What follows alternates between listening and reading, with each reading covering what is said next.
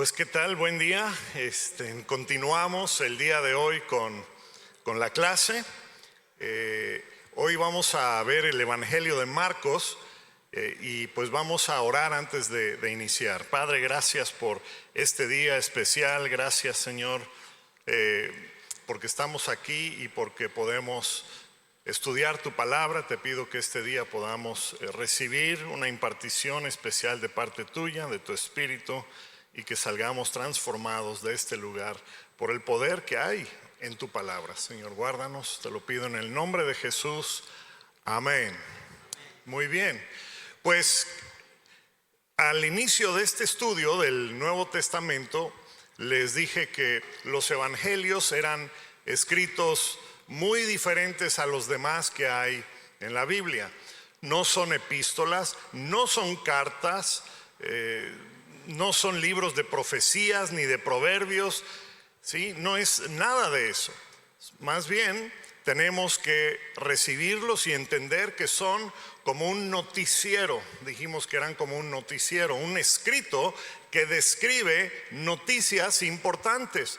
Por eso es que se les llaman las buenas nuevas, las buenas noticias. Entonces hablamos en clases anteriores de que hay 4 evangelios, porque hay diferentes autores y diferentes destinatarios o audiencias para las cuales cada uno fue escrito. Entonces dijimos que 2 de los evangelios fueron escritos para cristianos, Mateo y Juan, y 2 de los evangelios fueron escritos para inconversos, que son Lucas y Marcos.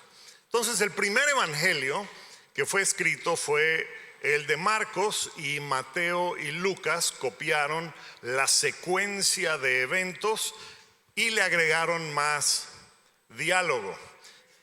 Marcos contiene mayormente acciones y muy pocas enseñanzas. Por ejemplo, Lucas y Mateo contienen cada uno 19 parábolas, pero Marcos nada más tiene 4 parábolas en todo el evangelio. Mas sin embargo, Marcos, aunque es el más cortito de los evangelios, contiene 19 milagros, la misma cantidad que tiene Mateo, que es el evangelio más largo. Y entonces el autor del evangelio de Marcos no se nombra a sí mismo. De hecho, ningún autor del evangelio, de ningún evangelio, se autonombra en el evangelio, aunque todos los autores de los evangelios dejan alguna huella, ¿sí?, o alguna indicación por ahí medio escondida, para que sepamos quién escribió cada evangelio. Y ahorita vamos a ver en un momento más por qué creemos que lo escribió Marcos.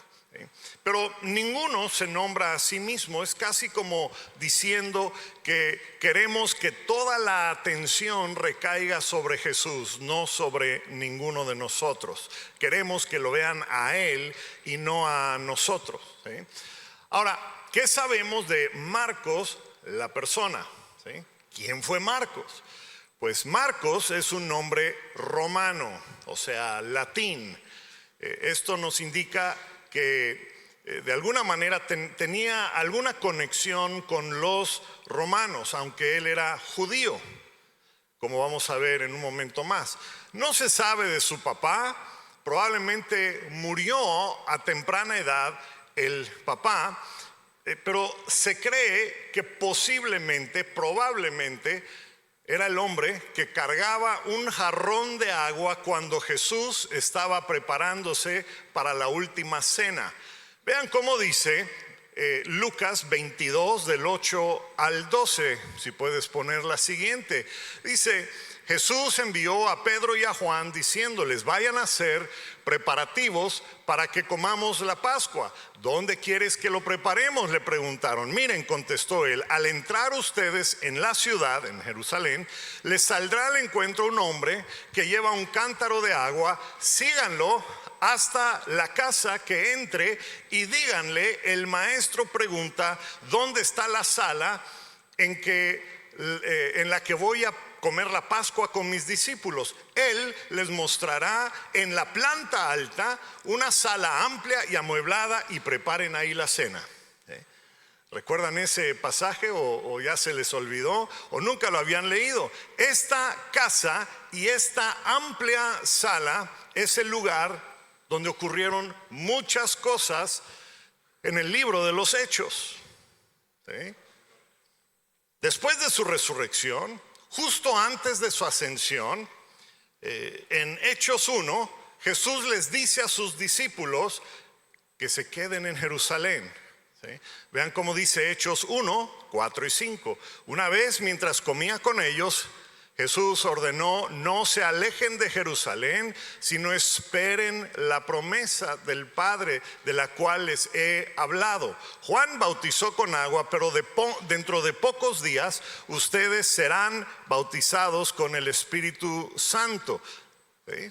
Entonces esto es ya después de la resurrección de Jesús. Justo antes de su ascensión, los discípulos tenían mucho miedo porque los líderes judíos los querían matar al igual que Jesús, y los romanos los estaban buscando, querían arrestarlos por disturbios. ¿Sí? Entonces recuerden que ninguno de ellos era de Jerusalén, ningún discípulo, ni Jesús mismo era de Jerusalén. Entonces, ¿dónde se iban a quedar? En Jerusalén, pues el único lugar donde tenían amistades, donde eran bienvenidos, que es donde fue la última cena, la casa de Marcos. De hecho, siempre que ellos estaban en Jerusalén, se quedaban en esa habitación de la casa de Marcos. Seguramente Jesús se quedaba en ese mismo lugar cuando él estaba en Jerusalén. Allí fue donde se estaban hospedando los discípulos cuando Jesús ascendió al cielo. ¿Sí? Vean cómo dice Hechos 1, 8 y 9. Dice: cuando venga el Espíritu Santo sobre ustedes, recibirán poder, serán testigos en Jerusalén, en Judea, Samaria, hasta los confines de la tierra. Habiendo dicho eso, mientras ellos lo miraban, fue llevado a las alturas hasta que una nube los ocultó de su vista. Siguiente: entonces regresaron a Jerusalén desde el monte llamado Los Olivos, situado a 1 kilómetro de la ciudad, y cuando llegaron, subieron al lugar donde se alojaban, o sea, el lugar de la Santa Cena, unas semanas anteriores. ¿Qué lugar será ese? Pues el lugar que venimos diciendo, la casa de Marcos. ¿Okay? Allí estaban los discípulos, Pedro, Juan, etcétera. Bueno, nombra a todos los discípulos que estaban allá. Ahora, vemos que ese lugar no nada más, o sea, la casa de Marcos, el lugar donde ellos se quedaban, no nada más era un cuarto para huéspedes. A veces leemos eso y decimos: bueno, es un cuartito ahí que agregaron para dar en renta, ¿verdad? Así como hacemos algunos con nuestras casas. Pero vean cómo dice el siguiente: todos en un mismo espíritu se dedicaban. Se refiere, es el versículo que sigue al anterior que leímos. Sube Jesús, los discípulos regresan a Jerusalén, suben al cuarto donde se habían hospedado. Ahí están todos los discípulos.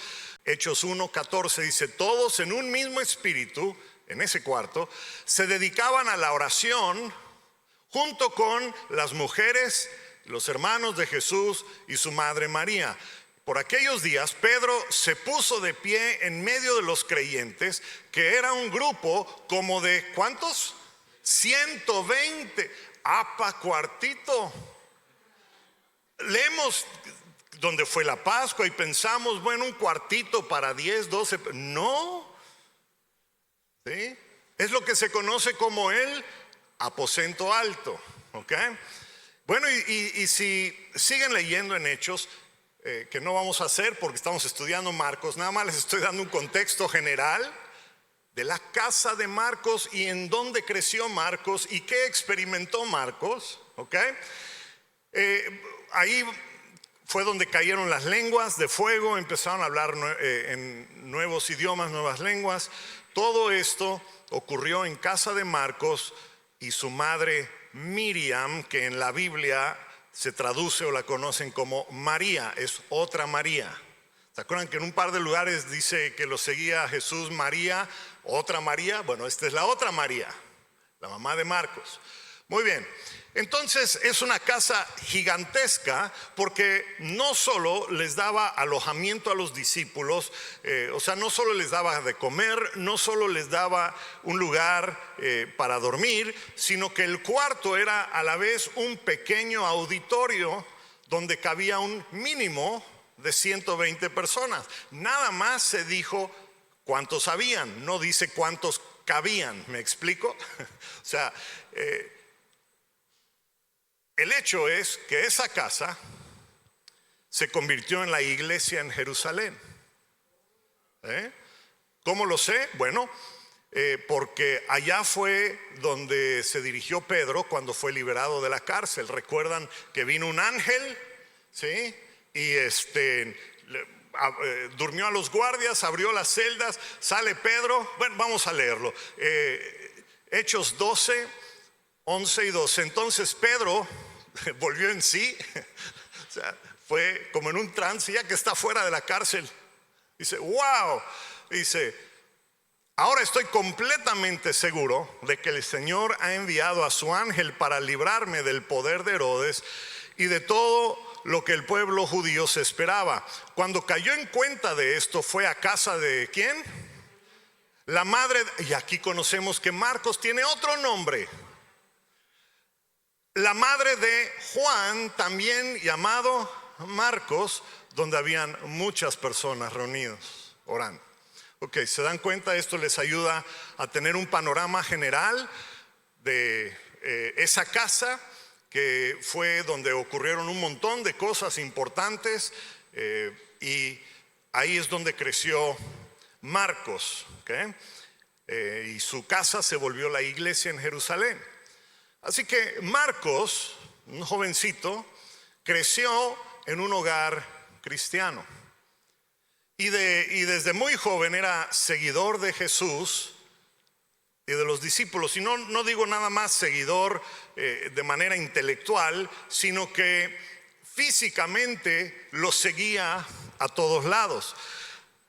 Marcos junto con Lucas es el único lugar, el libro de Marcos es el único lugar junto con Lucas donde se relata la oración la noche en que Jesús fue arrestado. ¿Se acuerdan de esa oración? Padre, si es tu voluntad, que pase esta copa de mí, pero que no sea mi voluntad sino la tuya, ¿sí? Solamente el Evangelio de Lucas y el de Marcos registran esas palabras, pero Lucas ni era cristiano en aquel entonces, ni era de Jerusalén, ni se había convertido, ¿sí? Ni estaba ahí esa noche. Entonces, ¿cómo sabemos las palabras de Jesús si todos los discípulos estaban dormidos? ¿Recuerdan ese dato? ¡Ja!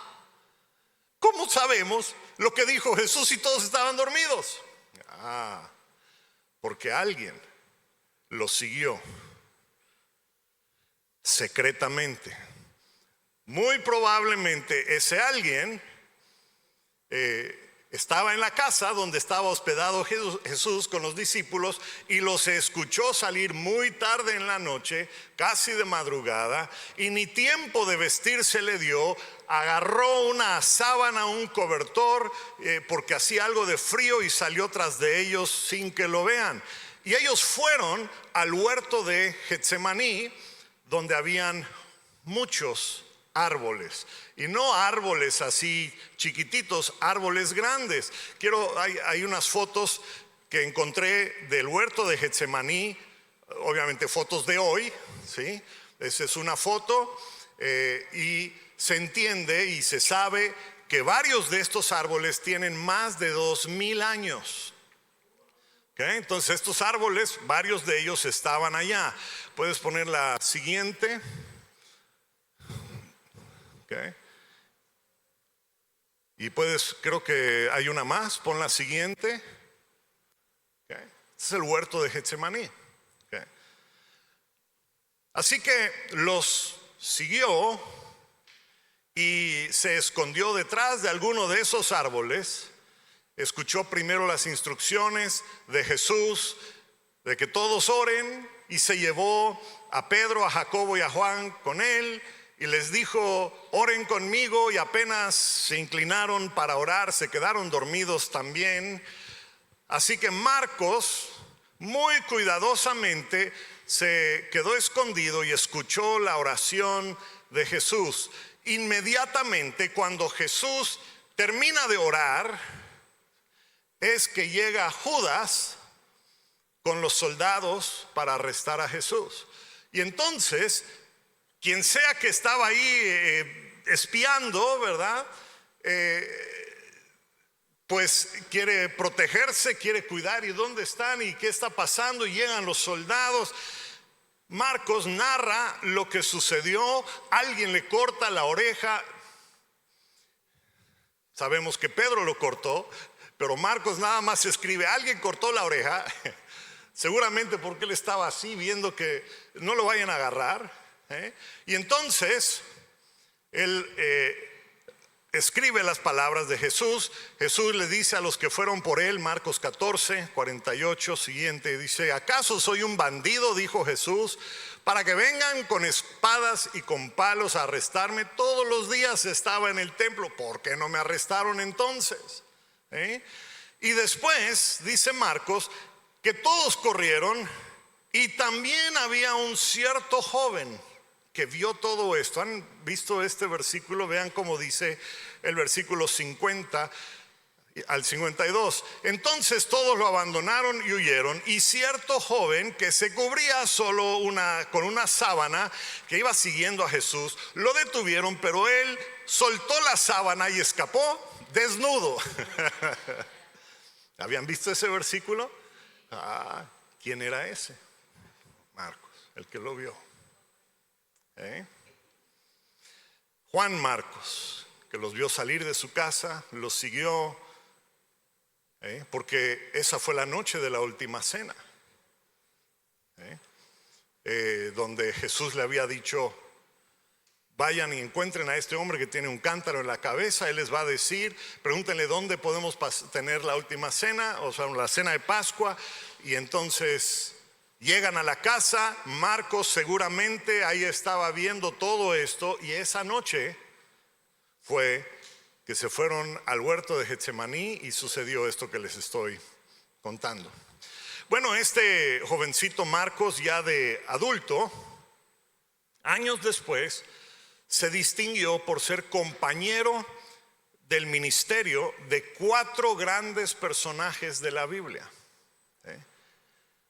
Se le menciona varias veces en la Biblia, pero curiosamente nunca fue como líder o ni estuvo a cargo de alguna iglesia. Más bien siempre era el asistente de alguien, el que acompañaba, el que ayudaba, el que asistía, el que oraba, ayudaba a otros. ¿Cuántos saben que en el reino de Dios se requieren también mayormente a personas que no busquen ser los protagonistas, sino que sean los que asisten, los que sirven, los que oran, los que ayudan a otros? Hay suficientes personas que quieren ser el número 1, pero no hay personas que desean asistir o están contentos con ser no el número 1, sino el 2 o 3 o el más pequeño. Muy bien. Marcos asistió a 4 grandes personajes de la Biblia. Primero, era sobrino de Bernabé. Bernabé era su tío. Entonces, con él inicia en el ministerio. Y más adelante, a través de su tío Bernabé, fue asistente del apóstol Pablo, aunque la primera vez que viajó con él, con el apóstol Pablo, no acabó bien la cosa. Lo regresaron a su casa. Nunca nos dice la Biblia por qué, pero al final de la vida del apóstol Pablo, vemos que ya se habían reconciliado, porque en su última carta de Pablo él le pide a Timoteo, le dice, por favor, mándame a Marcos, él es fiel servidor. O sea, se habían reconciliado. ¿Okay? Bueno, entonces Bernabé, Pablo, años más tarde, en un viaje a Roma, Marcos conoció a Lucas y estuvo con él un tiempo hasta que llega el apóstol Pedro a Roma, ¿sí? Y entonces con Lucas, Marcos y Lucas se ve que intercambian mucha información porque mucho de Lucas lo toma de Marcos. Pero cuando llega Pedro, entonces Juan Marcos se convierte en su intérprete, su traductor. ¿Por qué lo sabemos? Pues porque Pedro, siendo pescador, no era un hombre de letras, o sea, solamente hablaba su idioma natal, el hebreo. Pero Marcos hablaba y escribía, seguramente por los estudios que él tuvo, creció en un hogar privilegiado. Económicamente su nombre era romano o latín, tenía alguna conexión su familia con los romanos, entonces él sabía hablar y escribir en griego, en latín, y entonces él traducía las prédicas y las enseñanzas de Pedro. Estoy seguro que un día algunas personas en Roma le dijeron a Marcos, oye, así como está predicando el hermanito Pedro, pronto se lo van a llevar preso. ¿Sí? Por favor, escribe este mensaje que Pedro está predicando para que lo tengamos nosotros cuando Pedro ya no esté. Y entonces escribió el mensaje del evangelio que predicaba Pedro. De hecho, al inicio y en diferentes tiempos de la historia, este escrito se le conocía como el Evangelio de Pedro, porque se entendía que aunque lo escribió otro, es el mensaje de Pedro. ¿Sí? Recuerdan que Pablo, por alguna razón y un impedimento físico que él tenía, no podía escribir, y entonces Lucas era el que escribía por Pablo.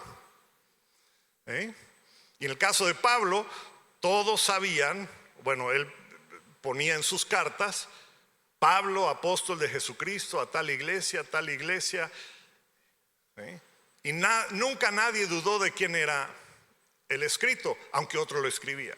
En el caso de Marcos, aunque era el mensaje de Pedro, pues se quedó como el Evangelio de Marcos.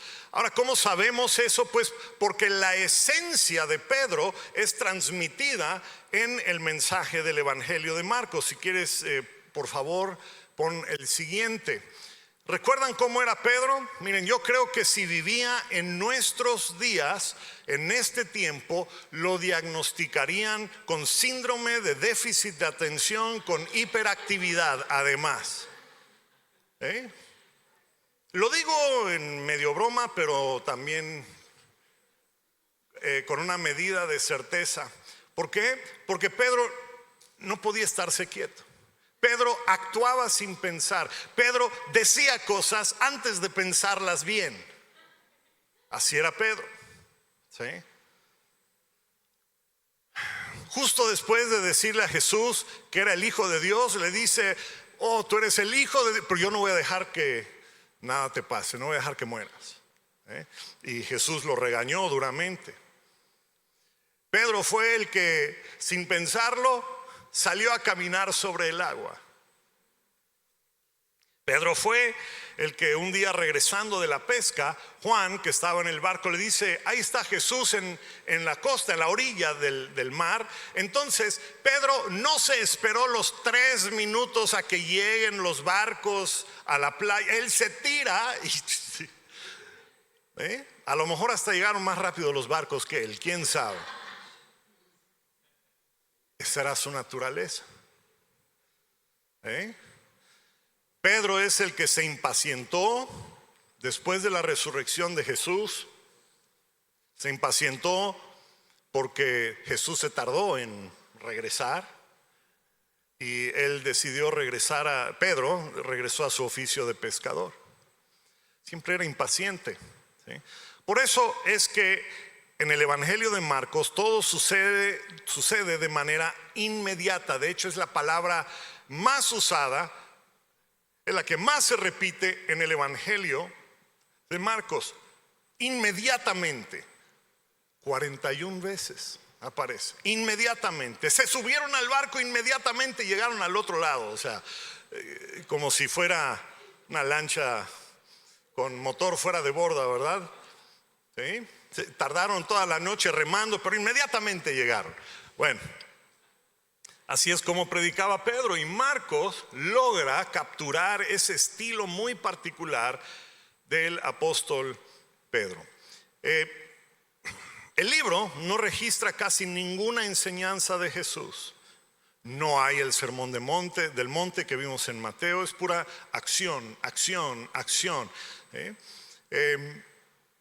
Otro dato importante por el cual sabemos que es el evangelio que predicaba Pedro es que este libro solo aparecen las debilidades de Pedro y no sus fortalezas. ¿Sí? ¿A qué me refiero? Pues que en este libro encontramos cuando Jesús le dice a Pedro: aléjate de mí, Satanás. Pero no encontramos cuando Pedro es restaurado. No encontramos cuando Jesús le dice sobre esta roca, o sea, cuando le cambia el nombre. Después de que Pedro niega a Jesús, no encontramos que es restaurado con Jesús. Otra clave de que es el evangelio de Pedro que Marcos escribió es que Pedro solo habla de Jesús desde el momento que lo conoce. Ahí es en donde empezó para Pedro la vida de Jesús. ¿Por qué? Porque ahí lo conoció en el río Jordán, porque Pedro era seguidor de Juan, el bautista, el bautizador. ¿Sí? Y entonces cuando arrestan a Juan, Pedro sigue a Jesús. Entonces no hay historia del nacimiento en el evangelio de Marcos. ¿Por qué? Porque Pedro no sabe nada del nacimiento de Jesús, ni lo preguntó, ni era importante para él. A diferencia de Mateo y de Lucas, que esa genealogía y todo eso era muy importante. Bueno, ok, creo que ya tenemos una buena idea del autor y del contexto, así que vamos a hablar un poquito acerca del evangelio en sí. No sé si lleguemos a terminar el día de hoy, pero pues aquí les va. Vamos a hacer nuestro mejor esfuerzo. El evangelio de Marcos cubre exactamente 3 años. Los 3 años del ministerio de Jesús es todo lo que cubre el evangelio. ¿Okay? Desde que comienza su ministerio en el río Jordán, cuando es bautizado, ¿verdad? Y hasta el día que resucita. Es todo lo que abarca el libro. ¿Okay? La historia comienza en el río Jordán, río abajo. Ahora necesito explicar esto porque para nosotros no es obvio. ¿Okay? El lugar donde comienza la historia de Jesús es donde está cerca de uno de los puntos más bajos geográficamente en la tierra. Es una zona alrededor del mar de Galilea, ¿sí? O sea, un poquito más abajo del mar de Galilea, porque el río Jordán, como vamos a ver, fluye de una montaña, del monte Hermón. Entonces el río fluye del monte Hermón y va para abajo. La historia de Jesús comienza abajo y va hacia arriba. O sea, literalmente y también simbólicamente. Entonces los que leen la historia de Marcos, que conocen la región, se dan cuenta que Marcos está describiendo la ascendencia de Jesús, tanto literal como simbólica. O sea, Jesús comienza abajo y empieza no solo a ir hacia adelante, sino a subir. ¿sí? Entonces, finalmente, después de 2 años y medio, llega al lugar donde se origina el río Jordán, y ahí ocurre un evento que cambia la dirección del ministerio de Jesús. Y apenas ocurre ese evento, que voy a comentar en un momento más, Jesús cambia de dirección y se prepara para ir a Jerusalén para los últimos 6 meses de su vida y de su ministerio y su muerte. Que entonces 2 años y medio, empieza abajo, va hacia adelante, pero va hacia arriba. Sucede un evento y después de eso, los últimos 6 meses van hacia abajo, literal y simbólicamente. ¿Ok? Entonces los primeros 9 capítulos describen lo que ocurre desde que inicia su ministerio hasta lo sucedido en el monte Hermón. ¿Okay? El capítulo, 2 años y medio en esos 9 capítulos. El capítulo 10, un solo capítulo, cubre 6 meses de su vida. Y después del capítulo 11 al 16, cubren la última semana, después el último día, después la última hora y después su muerte y resurrección. Así es como está escrito Marcos. ¿Okay? Ahora vamos a ver qué sucedió en el monte Hermón. Esto es muy importante. Cuando uno sube al monte Hermón, llega a un lugar que se llama hoy día Panias o Banias, que en aquel entonces se llamaba Cesarea de Filipos. Cesarea de Filipos es el lugar donde suceden muchas cosas. Es el lugar donde se origina el río Jordán. Este es el lugar donde se origina a la vista el río Jordán. ¿Ok? Este es el río Jordán, ahí que ven, ahí está apenas iniciando, sale de un hoyo en la roca. ¿Okay? Evidentemente no se origina ahí, se origina con la nieve que como todos los ríos que originan en montañas, la nieve del monte Hermón se comienza a derritir y entonces empieza a bajar la montaña. En algún punto encuentra un lugar interior y llega a este lugar y salen las aguas. ¿Okay? Este es el origen del río Jordán. ¿Okay? Ahora, de aquí no se aprecia, pero en la siguiente foto, esto es viéndolo de abajo hacia arriba. ¿Okay? Y ahí pues había una cueva, y entonces si ven ahí a un lado a la derecha de ustedes, hay como una especie de nicho, ¿sí? Habían varios nichos para los dioses falsos, ¿sí? Para todos los dioses que adoraban en esa región. Era un lugar de idolatría. ¿Okay? Entonces habían 2 que sobresalían. Había una estatua del dios Pan, y por eso hasta el día de hoy se llama Panias o Banias, por el dios Pan. Y la otra estatua importante ahí era la del César, que fue puesto allá por uno de los hijos de Herodes, que era el dueño de ese territorio, ¿sí? Y él se llamaba Felipe, o en el idioma original Filipos. ¿Okay? Y entonces él nombra ese lugar con el título del emperador y el nombre de él, Cesarea de Filipos. Ahora, necesito darles información adicional que no van a encontrar en la Biblia, que es sumamente importante. ¿Okay? Y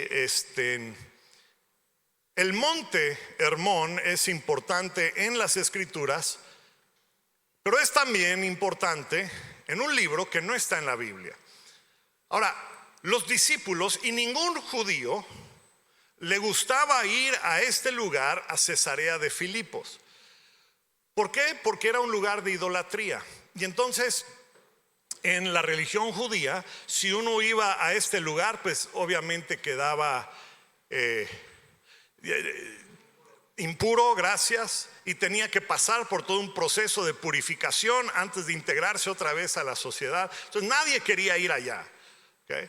Pero esa es nada más una de las razones por las cuales no les gustaba ir allá. ¿Okay?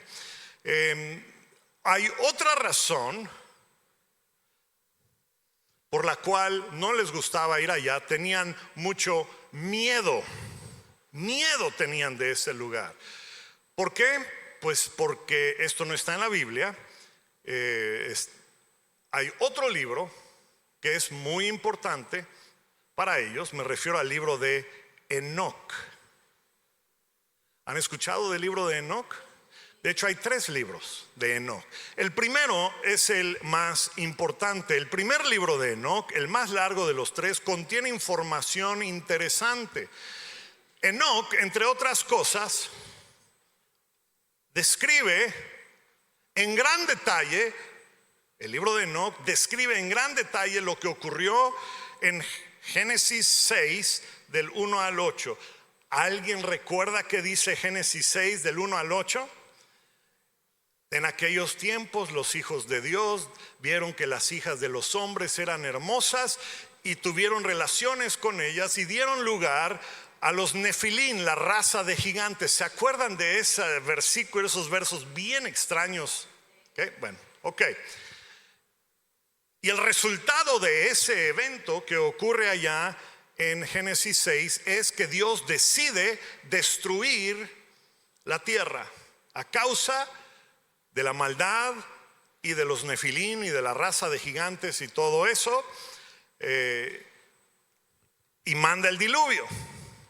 Ahora, aunque Enoc no es parte del canon de las Escrituras, era un libro muy famoso en el tiempo de Jesús.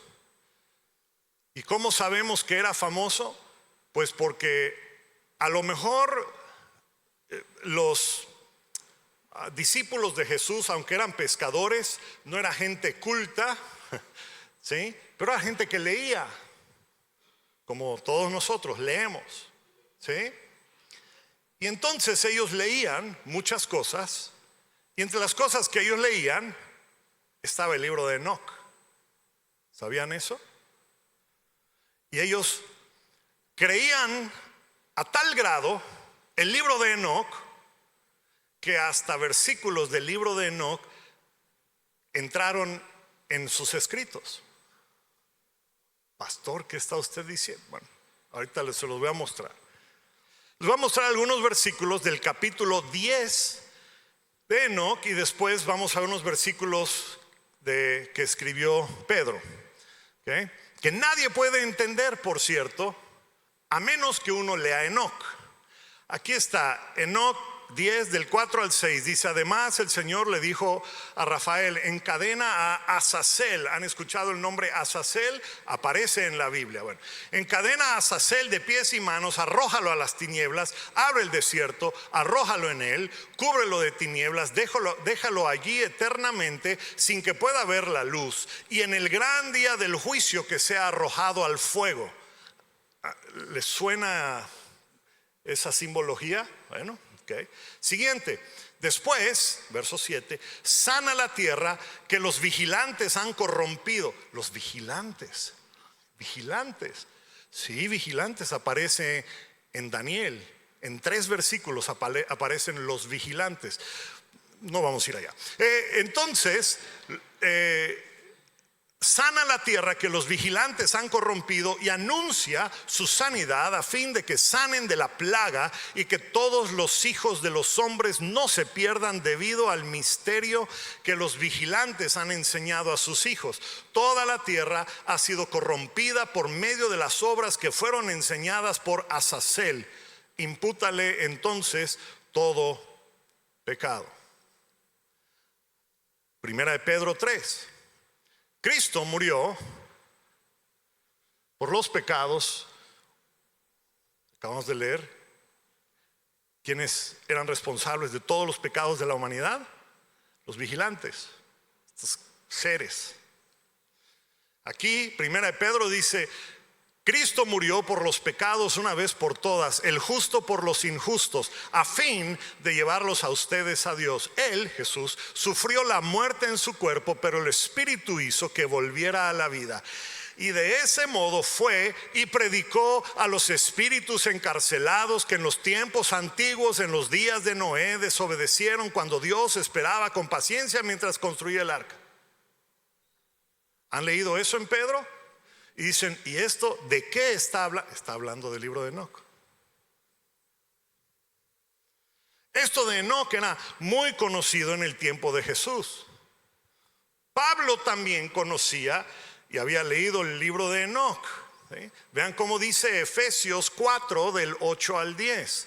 Por esto dice, cuando ascendió a lo alto, se llevó consigo a los cautivos y dio dones a los hombres. ¿Qué quiere decir eso de que ascendió? Sino que también descendió a las regiones bajas de la tierra.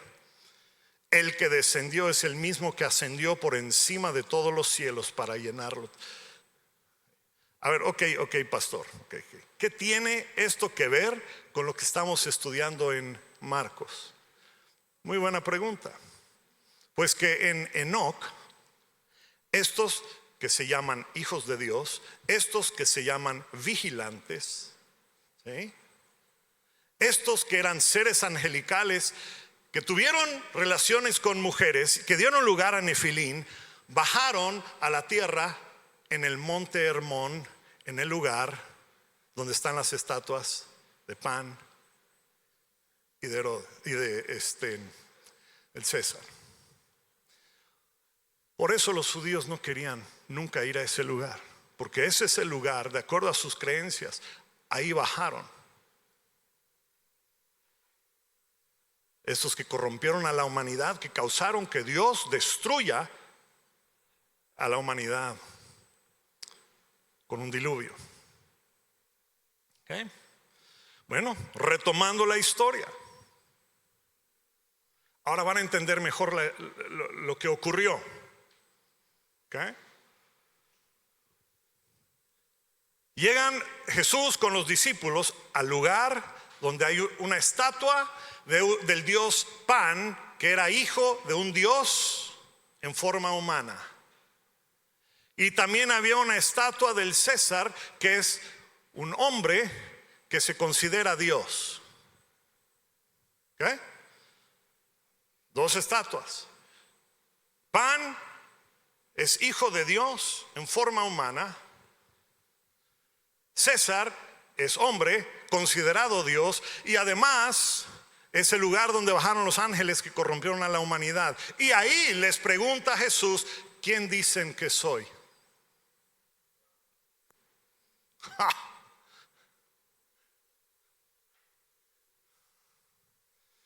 Ahí en medio de la estatua del Dios que se consideraba hombre y del hombre que se consideraba Dios, y del lugar donde bajaron los ángeles que se llamaban los hijos de Dios en las escrituras, ahí les pregunta a ellos, ¿y yo quién soy?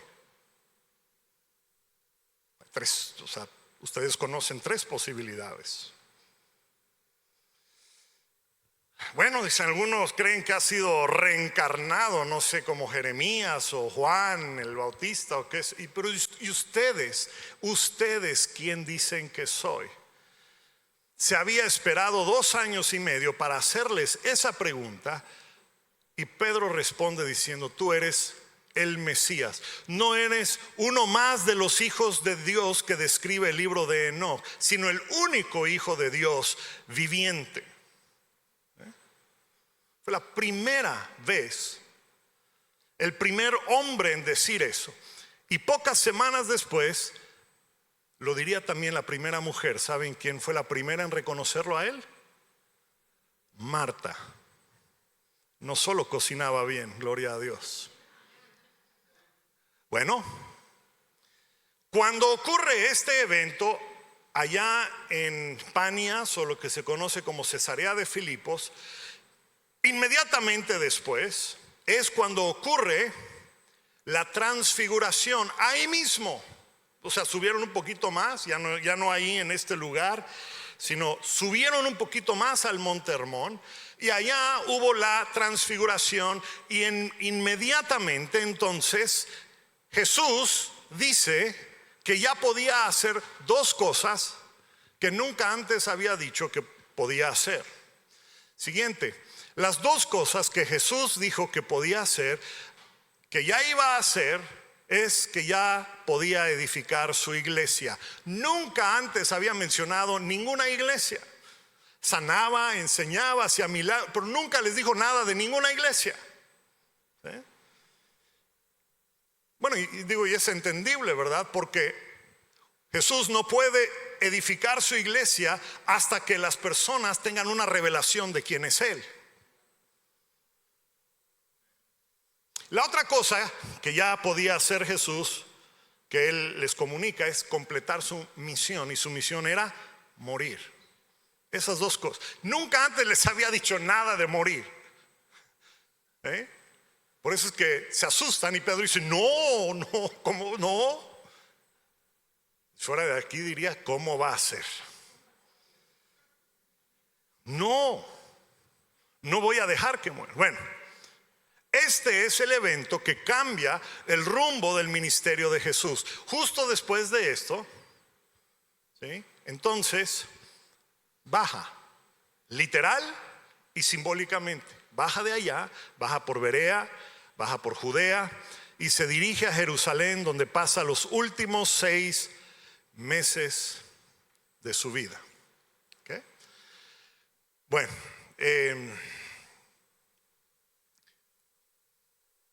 algunas particularidades, creo que es palabra, sí. Algunas cosas particulares del Evangelio de Marcos. Este es el único evangelio donde dice, no digan nada, no digan quién soy. Cuando echaba fuera un demonio, decía, cierra la boca, no digas quién soy. Cuando sanaba a alguien, decía, no digas quién fue. Vez tras vez les dijo que no dijeran quién era. Esto no está en Mateo, ni en Lucas, ni en Juan, solo aparece en Marcos. Así que los primeros 2 años y medio no permitía que nadie diga nada de él.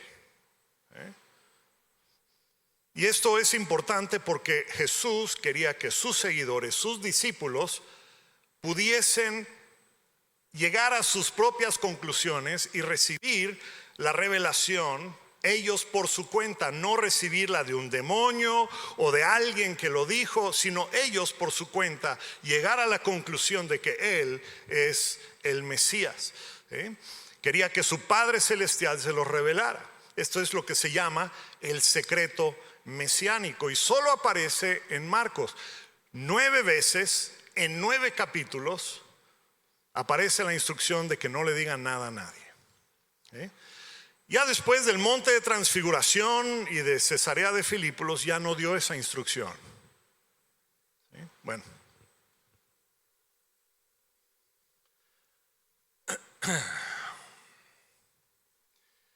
pues en el tiempo que me queda, me quedan 3 minutos nada más. A lo mejor me tomo 5. ¿Puedo tomarme 5? 20 minutos. Ok, no es cierto. La vez pasada vimos que a veces las personas que traducen la Biblia escogen usar palabras que cambian el sentido. Voy a concluir con esto.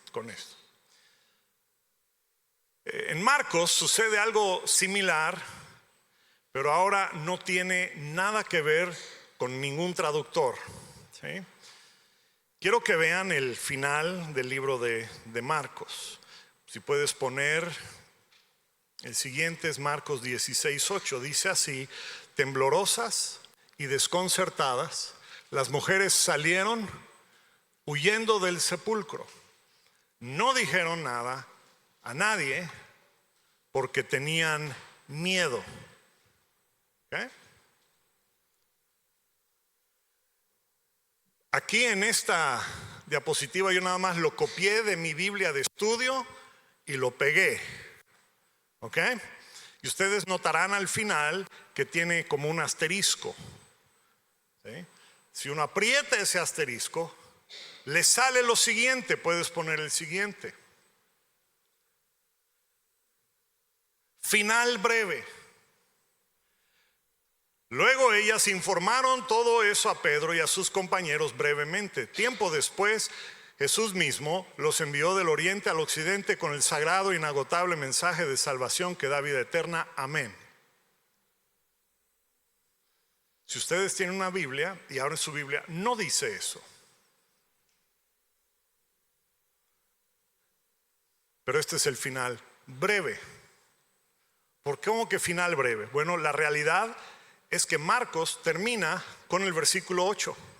Ahí termina Marcos. Los manuscritos más antiguos, los más cercanos al siglo I que se han encontrado, no contienen nada después del versículo 8. Mas sin embargo, en sus Biblias aparece esto. Si puedes poner la siguiente. Cuando Jesús resucitó, en la madrugada del primer día de la semana se le apareció a María Magdalena, la que había expulsado demonios, avisó. Verso 12, se le apareció a Jesús en otra forma, a dos de ellos que iban en el camino al campo. Volvieron, avisaron a los demás, les dijo: vayan por el mundo, anuncien las buenas. O sea, todo eso, ¿sí? Del 9 al 20 ha sido agregado por otra persona que no fue Marcos. ¿Habían escuchado eso? Investíguenlo, lo pueden googlear y ahí les aparece. El final de Marcos es el versículo 8. Pero alguien le agregó dos finales: la versión corta que leí hace un momento y la versión larga, que es la que casi todos conocemos. ¿Y qué sucedió para que exista esta anomalía? Pues es porque, les mencioné, el escrito más antiguo no contiene nada de esto. No se sabe si así lo escribió Marcos y lo dejó en el verso 8, o si alguien arrancó esa parte del pergamino, o si a Pedro no le gustó cómo terminaba y se la arrancó, o si simplemente quedó perdido.